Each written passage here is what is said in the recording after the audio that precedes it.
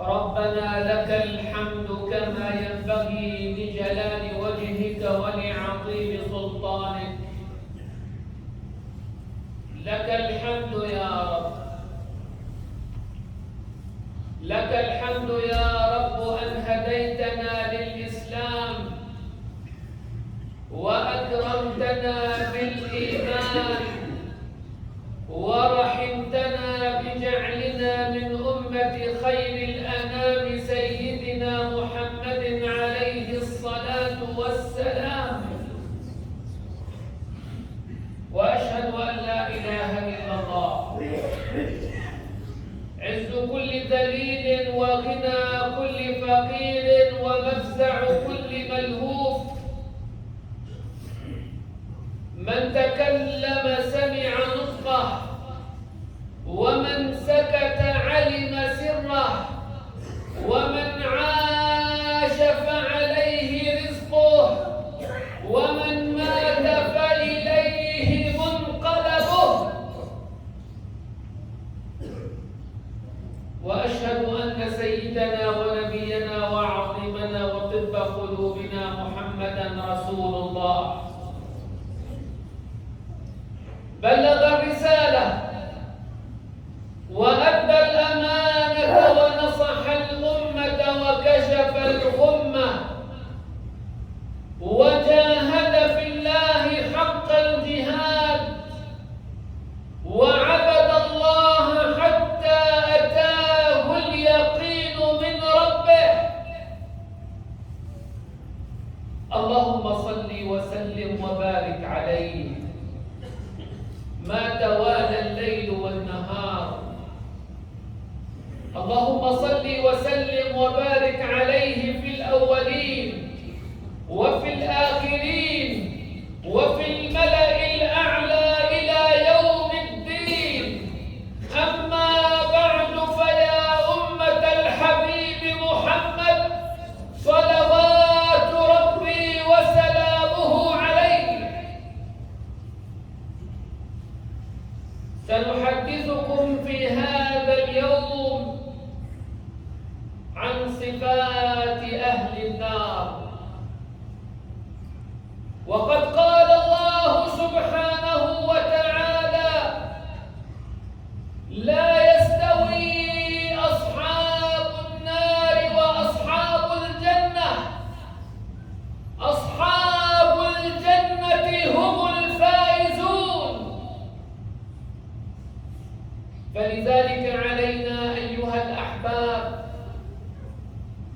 أن نتعرف على صفات أهل النار حتى نبتعد عن هذه الصفات، حتى نكون من أهل الجنة بإذن الله سبحانه وتعالى. لا شك أن الكافرين هم أهل النار، كما قال الله سبحانه وتعالى: وقودها الناس والحجارة أعدت للكافرين. فاتقوا النار، فاتقوا النار التي وقودها الناس والحجارة أعدت للكافرين. من هم الكافرون أيها الإخوة الكرام؟ كل من أنكر وجود الله فهو كافر. كل من أنكر وجود الله، يعني عبد آلهة غير الله أو أنكر فكرة الآلهة وقال إن هذا الوجود نما وتشكل بطبيعته ومادته، فمن أنكر وجود الله فقد كفر. ومن أشرك مع الله أي عبد معه آلهة أخرى فقد كفر، كما هو حال المشركين عند بعثة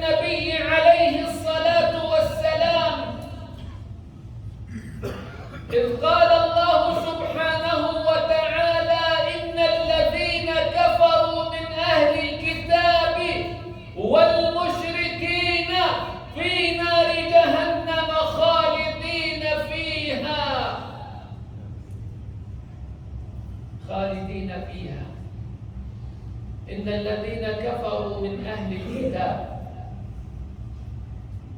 فكفر أهل الكتاب إما بشركهم، لقد كفر الذين قالوا إن الله ثالث ثلاثة، وكفروا بإنكارهم نبوة حبيبنا محمد صلى الله عليه وسلم. فلذلك كل من كفر بالله تحت أي مسمى من الأسماء وأنكر بعثة الحبيب محمد صلى الله عليه وسلم فهو من الكفار الذين قال الله عنهم وقودها الناس والحجارة أعدت للكافرين. فجهنم أعدها الله للكافرين. ولكن هناك أيها الأحباب من هم من أمة محمد صلى الله عليه وسلم وهم من أهل النار والعياذ بالله.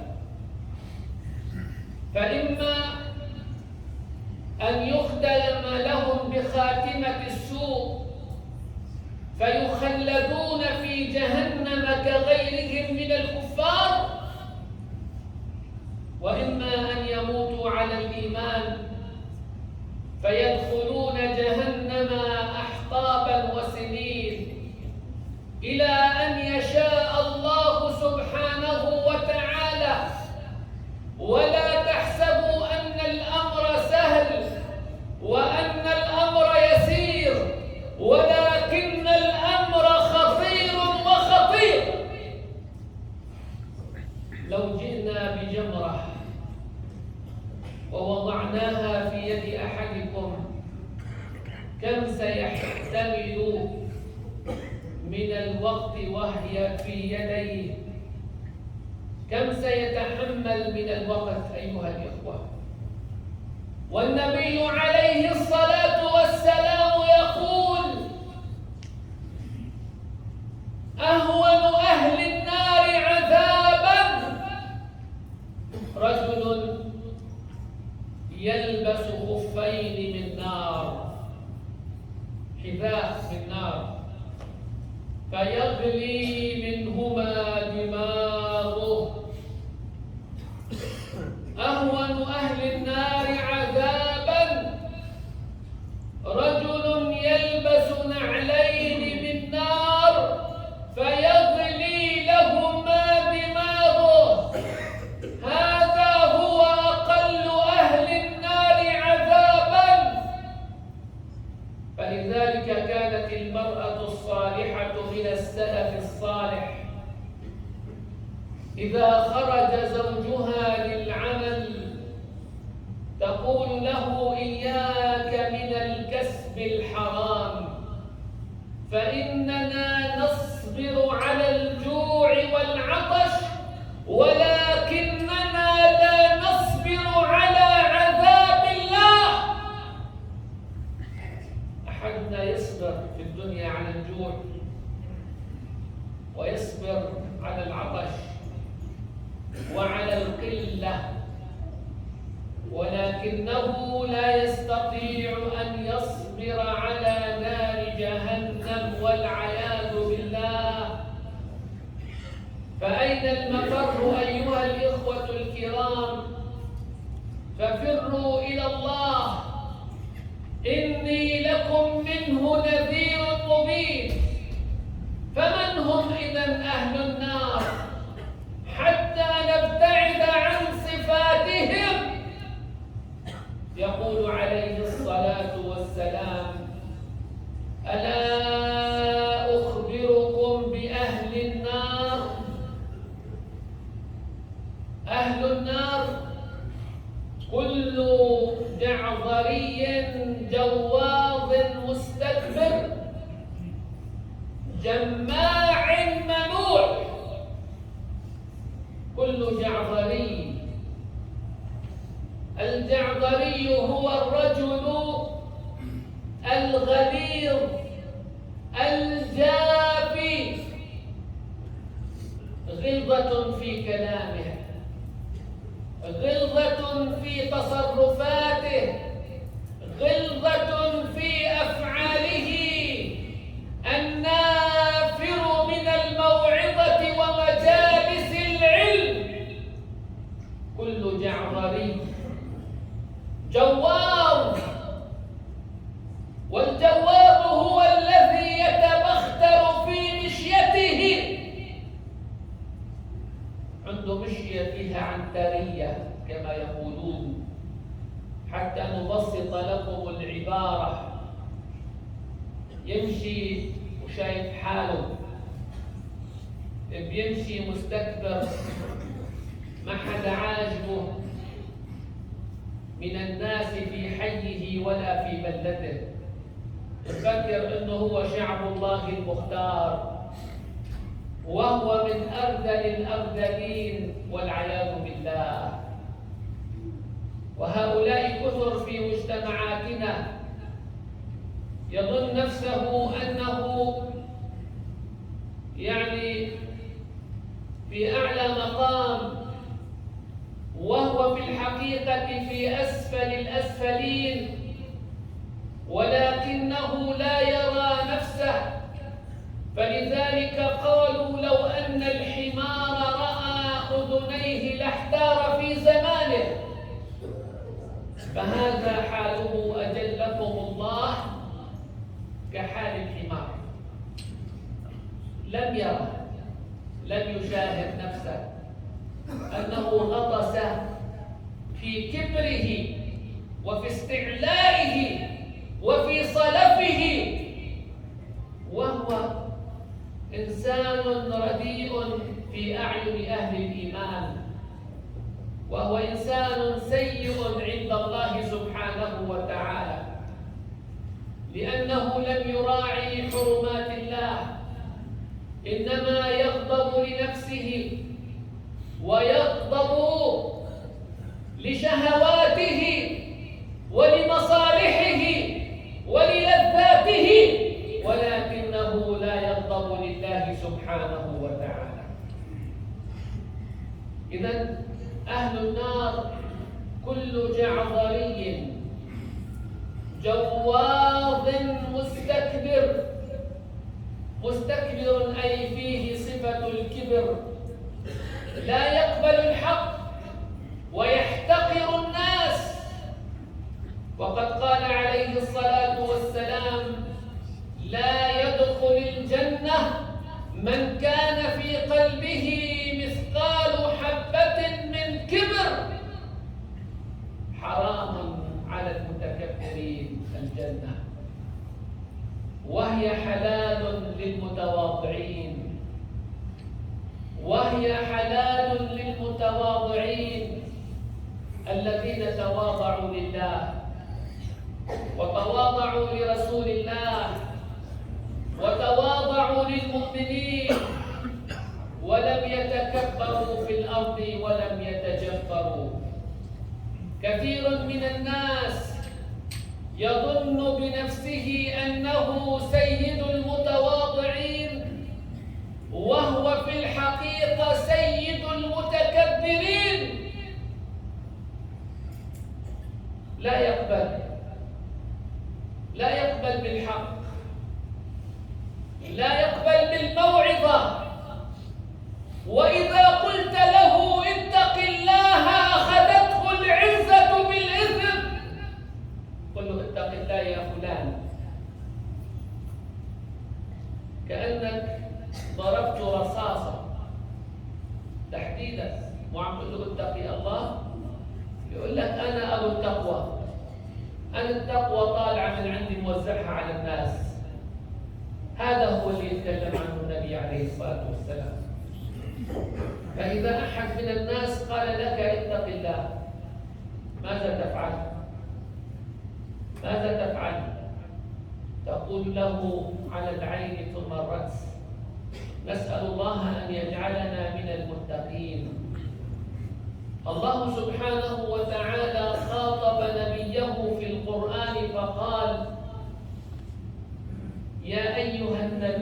يتق الله وهو أتقانا لله وهو أخشانا لله وهو أعرفنا بالله سبحانه وتعالى. النبي كان يقبل التوجيهات ممن صدرت عليه الصلاة والسلام، وكان يسمع للمؤمنين. وكذلك قال الله سبحانه وتعالى عنه: لو كنت فظا غليظ القلب لانفضوا من حولك. فلذلك عليه الصلاة والسلام من أرحم الناس بالمؤمنين، ولكنه شديد على المنافقين والكافرين. وقد قال الله سبحانه وتعالى له: يا أيها النبي جاهد الكفار والمنافقين واغلظ عليهم. هؤلاء الذين نافقوا، هؤلاء الذين كفروا، لا تتواضع لهم، بل أغلظ لهم في القول والفعل حتى يعلموا أنهم على الباطل فيرجعون إلى الحق.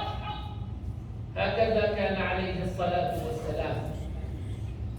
فأهل النار هم المستكبرون، هم الجبارون، هم الصخابون، وكل جماع منوع. ما معنى جماع؟ أي كثير الجمع، يجمع الأموال ولا يشبع، ويكدس في البنوك، ويكدس في الخزنات، يجمع من السيارات، يجمع من العقارات، يجمع من البيوت والفيلات والبنايات. ولكن قل له تعالى: وأنفق في سبيل الله، تراه من أحرص الناس منوع. هؤلاء هم أهل النار. كلا إنها لظى، كلا إنها لظى نزاعة للشوى، تدعو من أدبر وتولى وجمع فأوعى.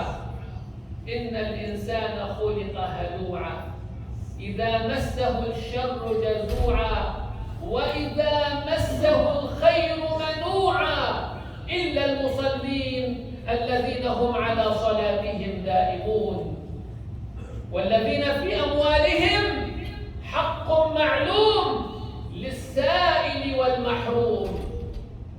هكذا فلتكن يدك في سبيل الله. أحدنا في سبيل الشيطان ينفق ما شاء أن ينفق من الأموال، بيدفع $1000 أحب على قلبه، يدفع $2000، 10,000، $100,000، مو في سبيل الشيطان والباطل. ما في أحلاه، ما في أحلى منهم على قلبه للأسف. بس قل له تعالى: وأنفق في سبيل الله، تظلم الدنيا في وجهه، تظلم الدنيا في وجهه، ويستشعر الفقر ويستشعر العوز، وتضيق عليه الأحوال، وتكثر عنده الحاجات والمطالب والمشاغل. يا أخي أنفق في سبيل الله. من الذي أعطاك هذا المال؟ من الذي أعطاك؟ من الذي منحك؟ من الذي أفاض عليك؟ إنه الله سبحانه وتعالى. من ذا الذي يقرض الله قرضا حسنا فيضاعفه له أضعافا كثيرة؟ من ذا الذي؟ بتشوف الواحد عم يدخلوا بالشهر 100 مليون، 50 مليون، تقول له: يا أخي لو دفعت لك من 100 مليون، من 50 مليون، مليون في سبيل الله. يستكثر المليون، ولكنه يستقل 100 مليون التي تدخل إلى جيبه كل شهر، يستقل 50 مليون التي تدخل إلى جيبه في كل شهر. هذا حالنا أيها الإخوة. وكفانا نفاقا وكفانا ادعاء. الإيمان عمل. هؤلاء هم أهل النار. كل جعفري جواظ مستكبر جماع في الأموال. ألهاكم التكاثر حتى زرتم المقابر. كلا سوف تعلمون ثم كلا سوف تعلمون. كلا لو تعلمون علم اليقين لترون الجحيم ثم لترونها عين اليقين ثم لتسألن يومئذ عن النعيم. وقد قال عليه الصلاة والسلام: إن الله يبغض كل جعفري جواظ صخاب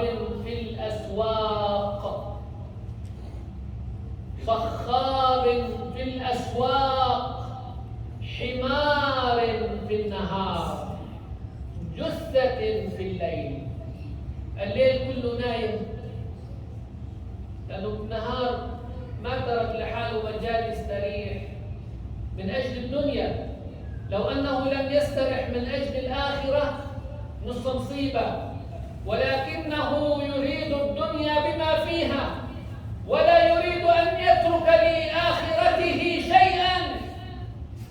جثة بالليل حمار بالنهار، عالم بالدنيا جاهل بالآخرة.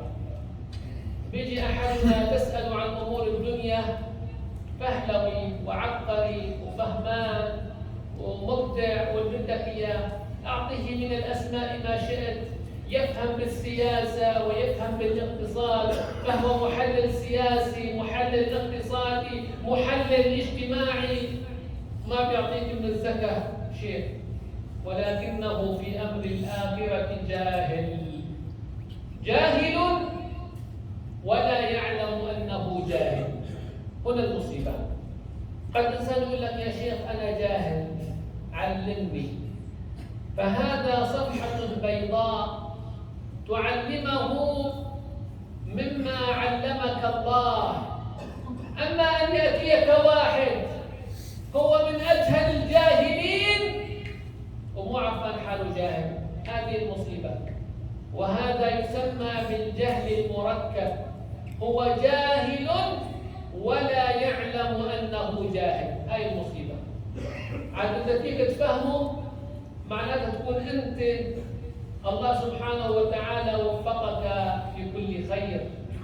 فنسأل الله أيها الإخوة أن يجعلنا وإياكم من أهل الجنة، وأن يعيذنا وإياكم من النار، وأن يحلينا بأخلاق أهل الجنة، وأن يبعدنا عن صفات أهل النار. وأقول قولي هذا وأستغفر الله العظيم.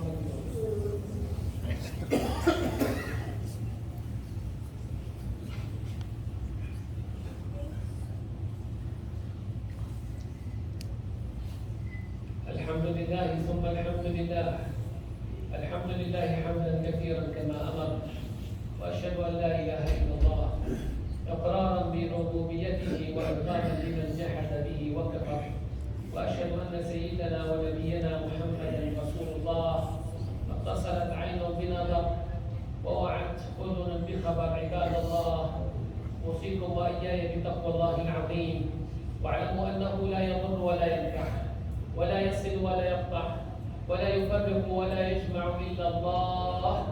وتزودوا من دنياكم إلى آخرتكم عملا يحبه ويرضاه. واعلموا إخواني الكرام أننا لا زلنا نجمع لمادة المحروقات في المسجد، فلا تبخلوا بارك الله فيكم. فما جمعناه في الجمعة الماضية قليل لا يسد حاجة المسجد، بل هو قليل جدا بالنسبة لحاجة المسجد. والوضع كما تعلمون شديد، ولكن الله سبحانه وتعالى يكافئ، وما تنفقوا من شيء فهو يخلفه سبحانه وتعالى.